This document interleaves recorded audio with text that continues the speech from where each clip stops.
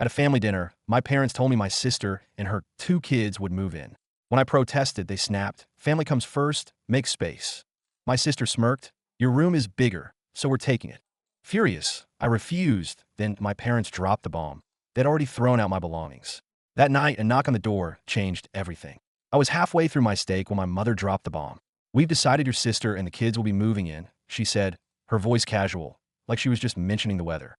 She reached for the salt shaker, sprinkling it over her baked potato, completely unfazed by the chaos she had just unleashed.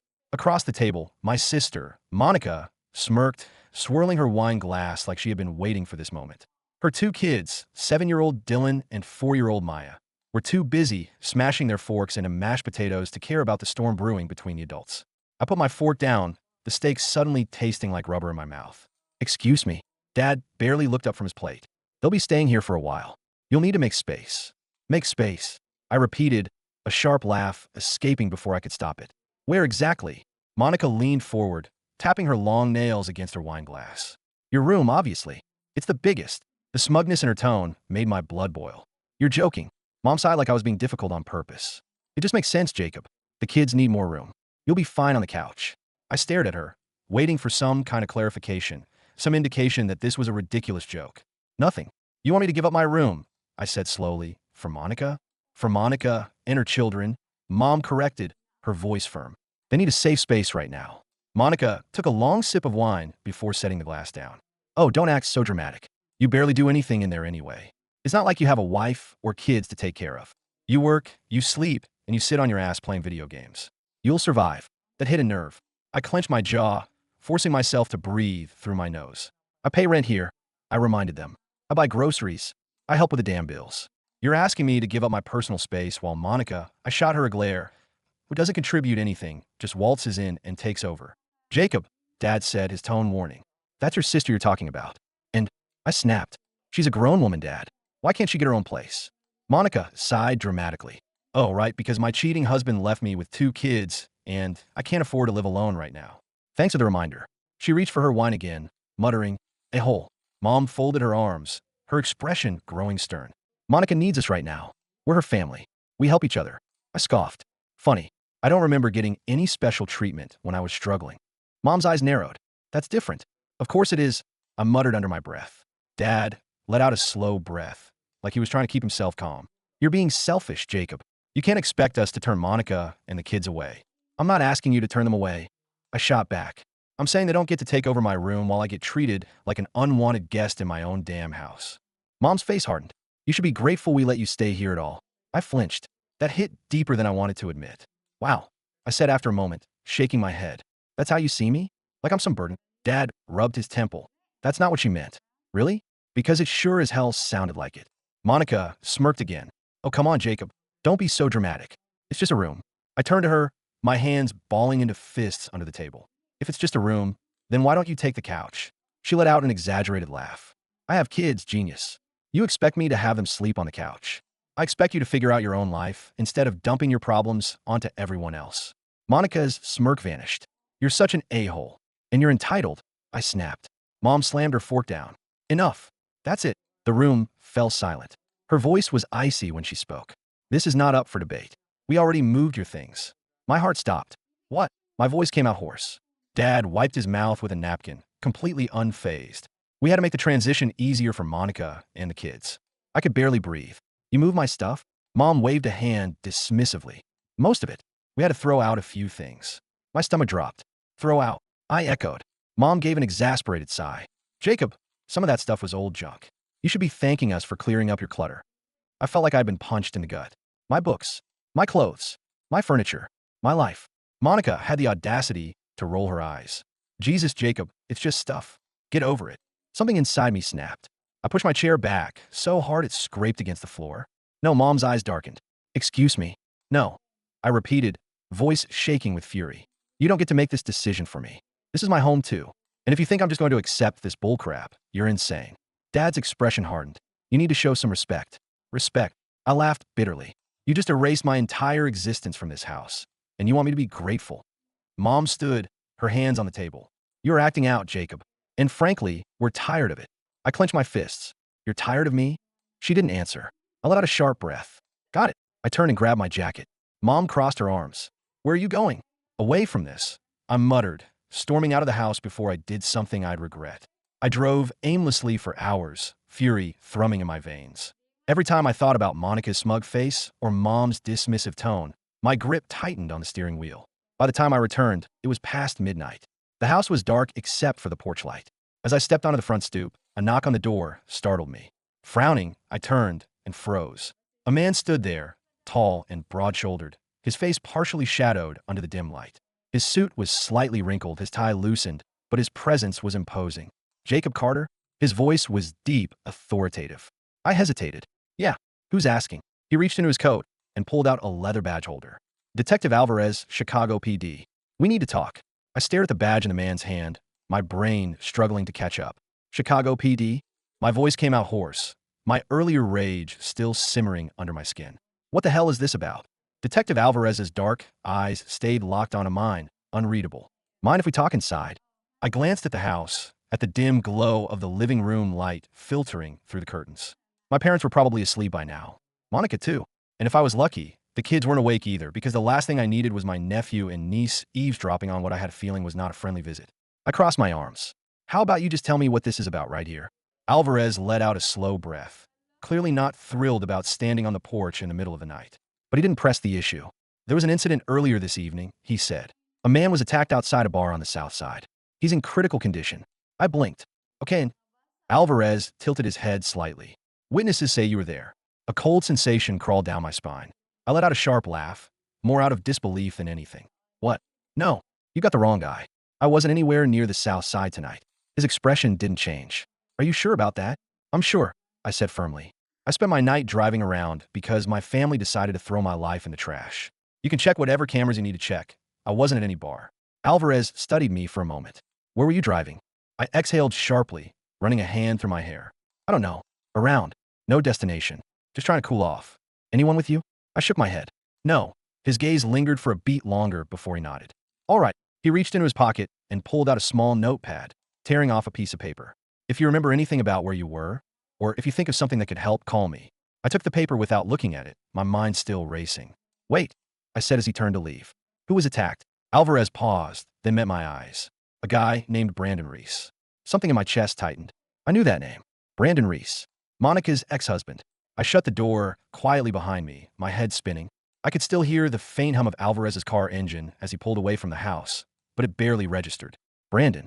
The last time I'd seen him was nearly a year ago, when the divorce was still fresh and ugly. He and Monica had been married for 8 years. 8 long, messy, drama-filled years. I never liked him, never trusted him. But did I hate him? No, not enough to beat the crap out of him, that was for sure. I moved through the dark house like a ghost, my mind too cluttered to focus on anything except the sick feeling settling in my gut. I should have gone straight to bed, whatever sleep I could manage on the damn couch, but my feet carried me toward the kitchen instead. The dim glow from the streetlights outside barely illuminated the space, but I could still make out the figure leaning against the counter, nursing a glass of wine. Monica. She didn't look up when I walked in, just swirled the wine in her glass like she was deep in thought. Can't sleep? I asked, my voice rough. She snorted. You could say that. I leaned against the opposite counter, crossing my arms. Have you heard anything about Brandon tonight? She stiffened. It was slight, so slight that if I hadn't been watching her closely, I would have missed it. Her fingers tightened around the stem of her glass. What? Detective came by, I said, keeping my voice even. Said Brandon got attacked. Monica finally looked up, even in the dim light. I could see the way her expression darkened. And I studied her carefully, and he seems to think I had something to do with it. She let out a short, humorless laugh. That's ridiculous. Yeah, I said slowly. That's what I told him. Monica took another sip of wine, her nails tapping against the glass. So why are you telling me? I raised an eyebrow. You really don't care that your ex-husband is in critical condition? She shrugged. What do you want me to say? That I'm devastated? That I'm going to sit here and cry for the man who cheated on me for years and left me to raise 2 kids alone? Her voice was sharp, but underneath it there was something else. Something I couldn't quite place. I watched her for a moment before speaking. Where were you tonight? Her eyes flickered. Excuse me. I pushed off the counter, standing a little straighter. Where were you? Monica narrowed her eyes. Are you seriously asking if I had something to do with this? I didn't answer. Because the truth was, I didn't know what to think. Monica had always been dramatic, emotional, quick to anger, but violent? That was a different question. She scoffed. You're unbelievable. I didn't say you did anything. But you think it, she accused, her voice rising. Because that's just so like me, right? To go out and what? Beat the crap out of Brandon in a drunken rage.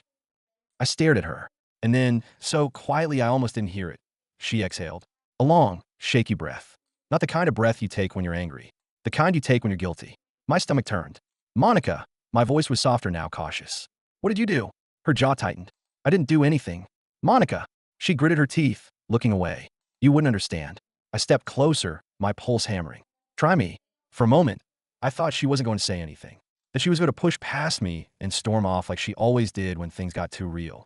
But then, she set her wine glass down with a clink. And finally, she looked me in the eye. I wasn't alone, she said quietly. A chill ran down my spine. What do you mean? She swallowed. I was with someone. When it happened, I stared at her, my mind racing. Who? Monica hesitated. And then, after a long, painful silence, she whispered a name. A name I never expected. A name that made my blood run cold. And in that moment, I realized this was so much worse than I thought. I could hear the blood rushing in my ears. Say that again, I said, my voice barely above a whisper. Monica swallowed hard. She looked almost scared, which was rare for her. I wasn't alone, she repeated, her fingers gripping the counter so tightly that her knuckles turned white. I was with Dad. I felt the world tilt beneath me. For a second, I thought I had misheard her. I had to have misheard her. Dad, I echoed, my voice cracking. Our dad. She nodded, her lips pressed into a thin line. I opened my mouth, then closed it again. My brain couldn't process it. I felt like I had just been punched in the gut. Monica, I said slowly, rubbing my temples. Start from the beginning. Right now. She hesitated, then let out a shaky breath. I wasn't even planning to see Brandon tonight, she muttered. I was at a bar with some coworkers after work, and then Dad called me. He told me to meet him near South Halstead. He sounded off. I narrowed my eyes. Off how? Monica chewed on her bottom lip. I don't know. Just different. He was pissed. More than usual. He kept saying that Brandon wasn't getting away with it. A sick feeling twisted in my stomach. What does that mean? I demanded. She avoided my gaze. Monica, she sighed, pinching the bridge of her nose. He found out Brandon wasn't paying child support. My stomach clenched. I knew my father. I knew his temper. And I definitely knew how much he hated Brandon. Ever since the divorce, Dad had been itching for a reason. Any reason to rip into him. Monica looked up, her eyes dark. When I got there, Dad was already with him. In the parking lot behind that old billiards place. My breath caught in my throat. What happened? She hesitated. They were arguing. At first, it was just words. Dad was yelling at him, calling him a deadbeat, a coward, saying he was going to make sure he never saw Dylan and Maya again. I could picture it clearly. My father's booming voice, Brandon's smug, indifferent expression. That man never took responsibility for anything. It must have driven Dad insane. And then, I asked. Monica exhaled sharply. Then Brandon laughed. I stiffened. She clenched her jaw, her voice shaking with barely contained fury. He laughed, Jacob. He said, what are you going to do, old man? Hit me. I felt the shift in the air before she even said it. Dad lost it. I closed my eyes. He punched him, she continued.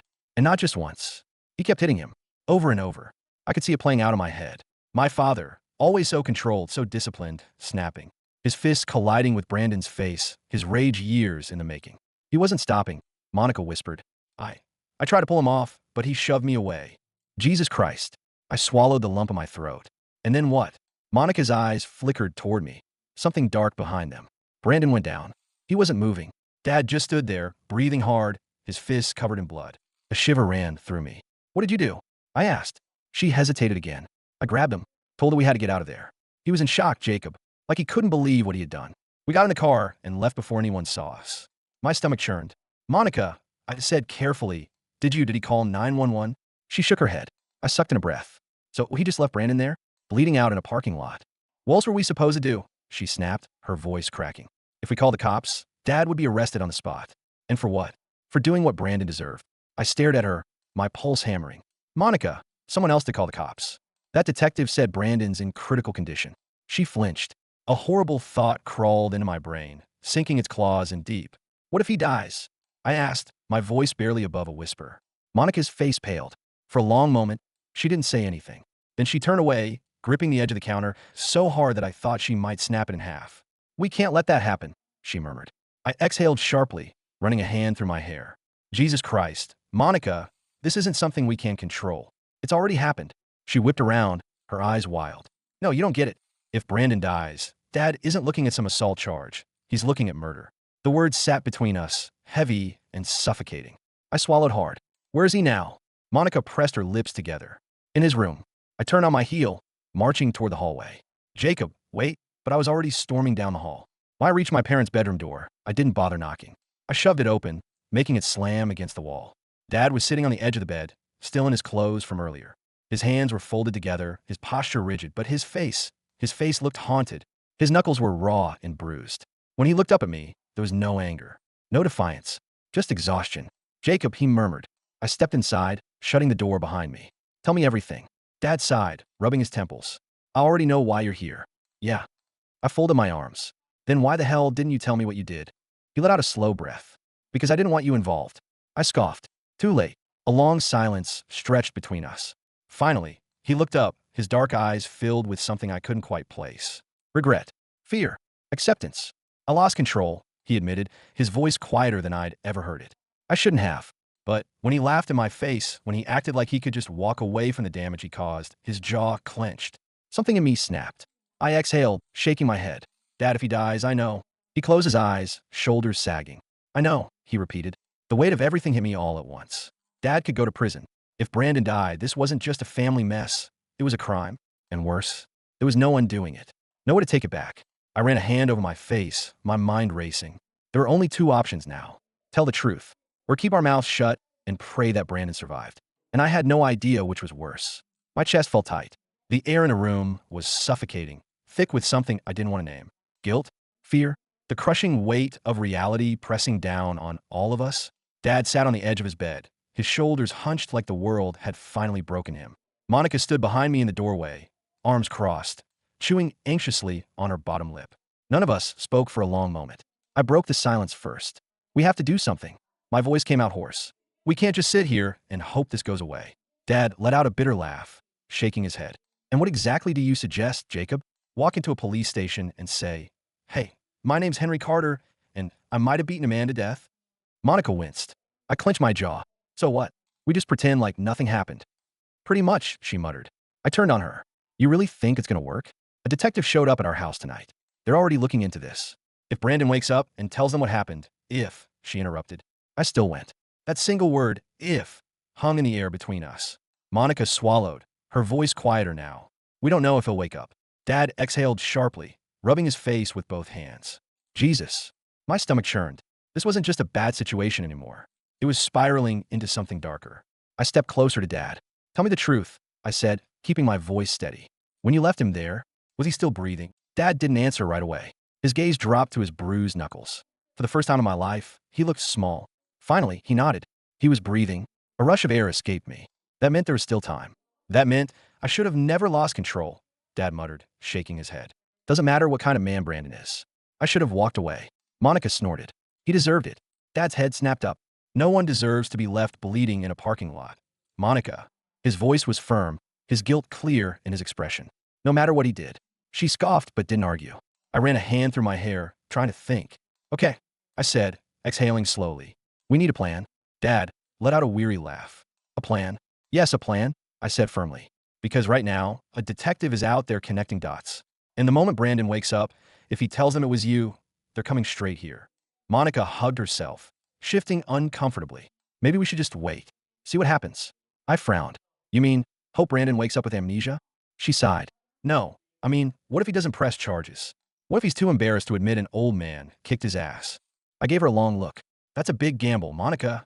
Dad rubbed his temples. I need to think. I nodded. Yeah. Well, we don't have a lot of time for that. A heavy silence fell over the room. Then, Monica spoke again, her voice hesitant. What if we talk to him? Dad and I both turned to her. She shrugged. I mean, before the cops do. I narrowed my eyes.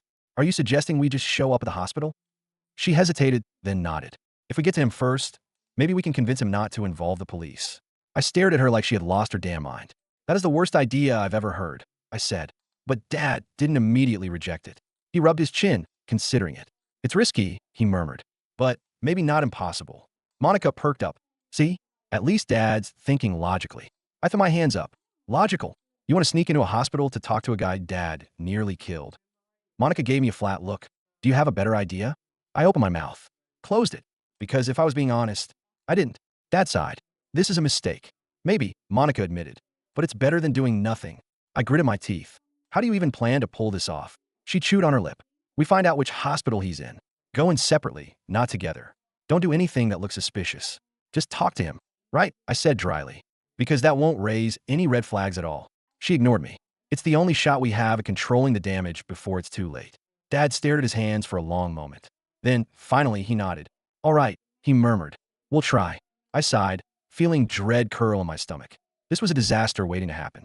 And something told me we hadn't even scratched the surface of how bad this was about to get. I had a bad feeling about this. Sneaking into a hospital to talk to a man my father had nearly beaten into a coma? Yeah, this had a bad idea written all over it. But at this point, we were already in too deep. The next morning, Monica called around, pretending to be concerned about Brandon's condition, as the worried mother of his children. It didn't take long before she got what she wanted. He's at Northwestern Memorial, she announced, slipping her phone back into her pocket. I glanced at Dad. His jaw was tight, his hands still bruised from the night before. He didn't say a word. I sighed. All right, let's do this. Monica and I entered the hospital separately. She went in first, acting like a concerned ex-wife checking in on the father of her children. I waited 15 minutes before following. Walking down the pristine white hallways, I kept my head down, avoiding eye contact with nurses and doctors. My pulse hammered in my ears. This was insane. If the cops were already watching Brandon, we were screwed. I found Monica standing outside a room, arms crossed. Well, I asked. She exhaled. He's awake. That was either very good or very bad. What did he say? She hesitated. He's being Brandon. I sighed. Meaning, smug, like he's holding something over us. My stomach clenched. Great. She looked over my shoulder, then nudged me. Go. But don't say anything stupid. I rolled my eyes and stepped inside. Brandon looked like hell. His face was swollen, one eye nearly shut, his bottom lip split. His arm was in a sling, and in 4 dripped fluids into his veins.